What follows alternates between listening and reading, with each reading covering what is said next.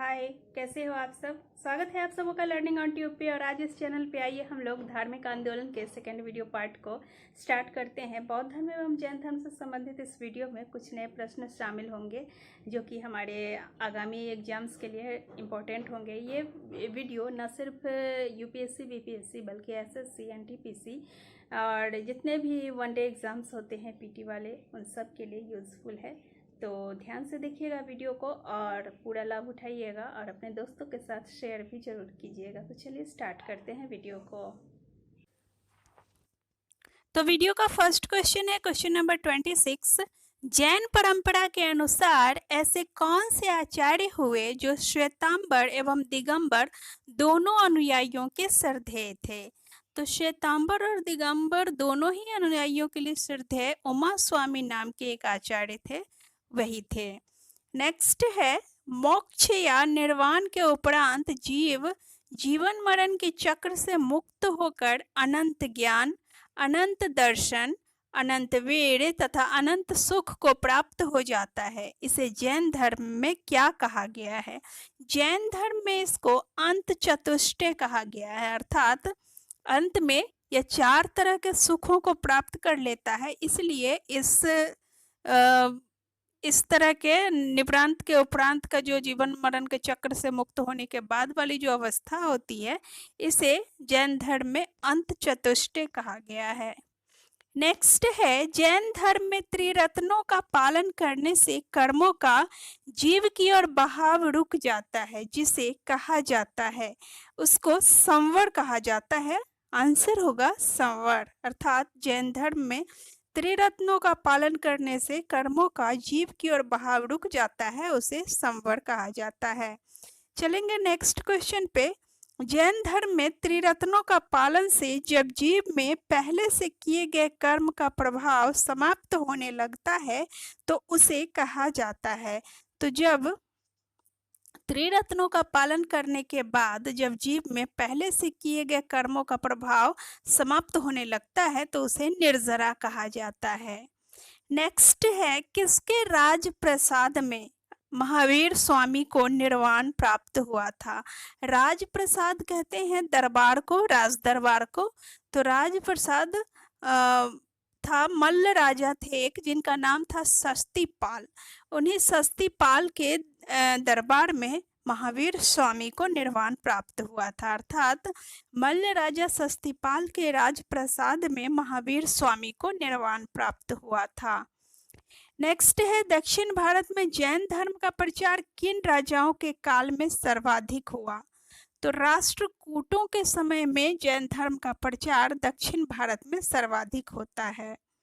ठीक है, आंसर हो जाएगा राष्ट्रकूटों के समय। नेक्स्ट है गौतम बुद्ध का जन्म कपिलवस्तु के समीप लुम्बिनी वन में हुआ था, जिसका आधुनिक नाम है। तो कपिलवस्तु के समीप का ये लुम्बिनी जो है वर्तमान में नेपाल में पड़ता है और इसका आधुनिक नाम है रुम्मिनदेई। रुम्मिनदेई। नेक्स्ट है गौतम बुद्ध ने अपने सर्वाधिक उपदेश किस स्थान पर दिए। तो गौतम बुद्ध ने अपने सर्वाधिक उपदेश श्रावस्ती में दिए थे। नेक्स्ट है विज्ञानवाद योगाचार की स्थापना ईसा की 3री शताब्दी में किसने की थी। ईसा की 3री शताब्दी में विज्ञानवाद अर्थात योगाचार की स्थापना मैत्रेय नाथ ने की थी। नेक्स्ट है 7वीं शताब्दी के करीब बौद्ध धर्म में तंत्र मंत्र का प्रभाव बढ़ने लगा, जिसके परिणाम स्वरूप एक नए संप्रदाय का उदय हुआ जो था, तो यह संप्रदाय था वज्रयान। वज्रयान में मुख्यतः तंत्र मंत्र और वशीकरण इत्यादि की अधिकता थी और यह प्रभाव में आया था 7वीं शताब्दी के करीब।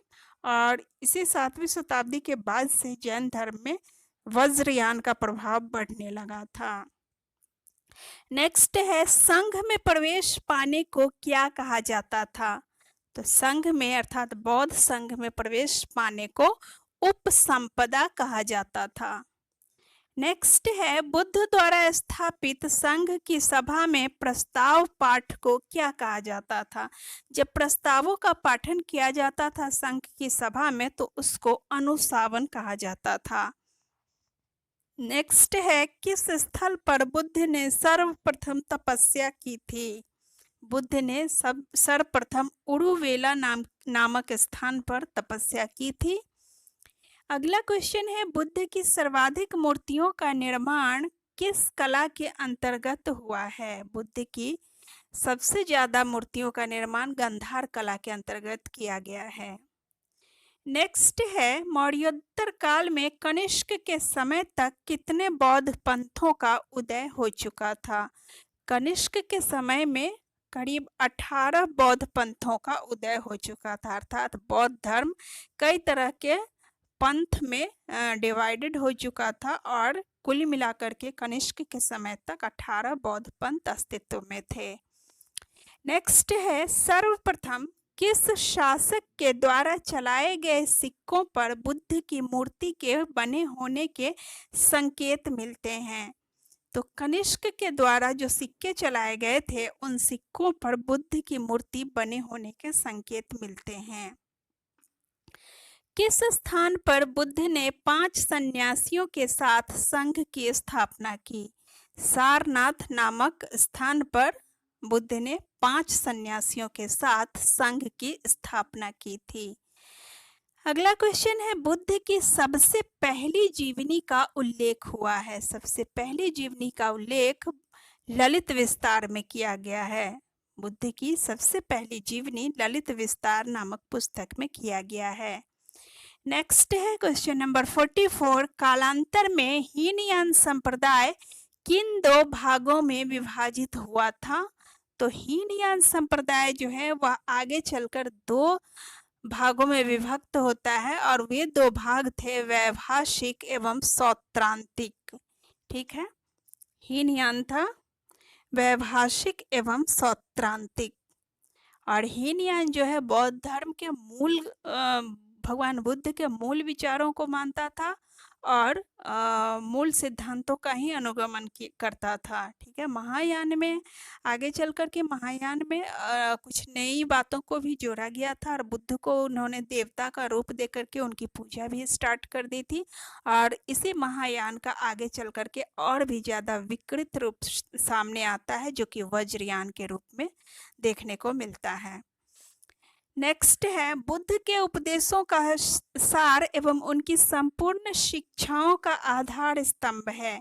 बुद्ध के उपदेशों का सार और उनकी संपूर्ण शिक्षाओं का आधार स्तंभ प्रतित्य समुत्पाद है। नेक्स्ट है, गौतम बुद्ध ने किसके अनुरोध पर संघ में महिलाओं को प्रवेश दिया? बुद्ध के एक प्रिय शिष्य थे आनंद उनके बहुत ही प्रिय शिष्य थे और उसी आनंद के कहने पर गौतम बुद्ध ने संघ में महिलाओं को भी प्रवेश दिया था और संघ में महिला के रूप में प्रथम महिला जो प्रवेश पाती है वह उनकी मौसी थी महाप्रजापति गौतमी, जो कि एक तरह से उनकी धाय माँ भी थी और जिन्होंने उनका पालन पोषण भी किया था। नेक्स्ट क्वेश्चन है, सांसारिक दुखों से मुक्ति हेतु बुद्ध ने किस मार्ग की बात कही? बुद्ध ने अष्टांगिक मार्ग की बात कही थी जिससे कि सांसारिक दुखों से मुक्ति पाई जा सकती है। नेक्स्ट है, बुद्ध ने किस मार्ग का उपदेश देते हुए कहा है कि मनुष्य को सभी प्रकार के आकर्षण एवं काया क्लेश से बचना चाहिए? सभी प्रकार के आकर्षण एवं काया क्लेश से बचने के लिए भगवान बुद्ध ने मध्यम मार्ग का अनुसरण करने को कहा है। नेक्स्ट है, वज्रयान संप्रदाय के सिद्धांत किन ग्रंथों में मिलते हैं? वज्रयान संप्रदाय के सिद्धांत मंजूश्री मूलकल्प एवं गुहा समाज में मिलते हैं। नेक्स्ट है, बुद्ध का अंतिम वर्षा काल कहाँ बीता था? तो बुद्ध का अंतिम वर्षा काल वैशाली में बीता था। तो समाप्त होता है ये वीडियो भी। तो वीडियो कैसी लगी दोस्तों, इस पर अपने राय जरूर दीजिएगा और इस वीडियो को अपने दोस्तों के साथ शेयर जरूर कीजिएगा। तो ठीक है, मिलते हैं आपसे एक नेक्स्ट वीडियो में ऐसे ही कुछ नए और महत्वपूर्ण प्रश्नों को लेकर। धन्यवाद।